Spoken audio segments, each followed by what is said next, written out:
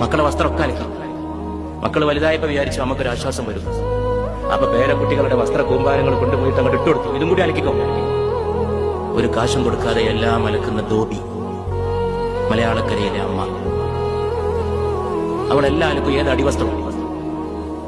മടുപ്പ് പറയൂല. കാരണം അവളുടെ ജീവിതം തന്നെ മടുപ്പിലാണ്. അവൾ മലമൂത്രങ്ങളിൽ വളർന്നതാണെന്ന് ശങ്കരാചാര്യൻ ലോകത്തോട് പറഞ്ഞു. ലോകത്ത് ഞാൻ ആരോടാണ് ഏറ്റവും കൂടുതൽ കൂറും നന്ദിയും പുലർത്തേണ്ടത് എന്ന് ഒരു ശിഷ്യൻ ചോദിച്ചപ്പോൾ പുണ്യ റസൂൽ സല്ലല്ലാഹു അലൈഹി വസല്ലം മറുപടി പറഞ്ഞു, നിന്റെ മാതാവിനോട്. ചോദ്യകർത്താവ് ചോദിച്ചു, പിന്നെ ആരോട്? മാതാവാന്ന് മനസ്സിലായി. അടുത്ത ആളാരാന്നാണ് ചോദ്യകർത്താവിന് അറിയേണ്ടത്. അപ്പോഴും വന്നു, നിന്റെ മാതാവിനോട്. ചോദ്യകർത്താവിന് അത്ഭുതം തോന്നി. മാതാവാണെന്ന് ഒരിക്കൽ പറഞ്ഞു, മനസ്സിലായി. രണ്ടാമത്തെ ആളാരാണെന്നാണ് ചോദിച്ചത്. അപ്പോഴും അതെന്നെ പറയുന്നു. മൂന്നാം വട്ടം ചോദ്യകർത്താവ് വിടാതെ പിടികൂടിക്കൊണ്ട് ചോദിച്ചു, അടുത്ത ആളാരാണ്? Who is the next? നിസ്സംഗനായി മുഹമ്മദ് നബി സല്ലല്ലാഹു അലൈഹി വസല്ലം മറുപടി നൽകി, നിന്റെ മാതാവിനോട്. അത്ഭുത പരതന്ത്രനായ ചോദ്യകർത്താവ് നാലാമതും ആവർത്തിച്ചു, പിന്നെ ആരോട്? പ്രവാചക തിരുമേനി പറഞ്ഞു, നിന്റെ പിതാവിനോട്. മാനവരാശിയുടെ 3 റാങ്കും അടുക്കളക്കാരി കൊണ്ടുപോയി.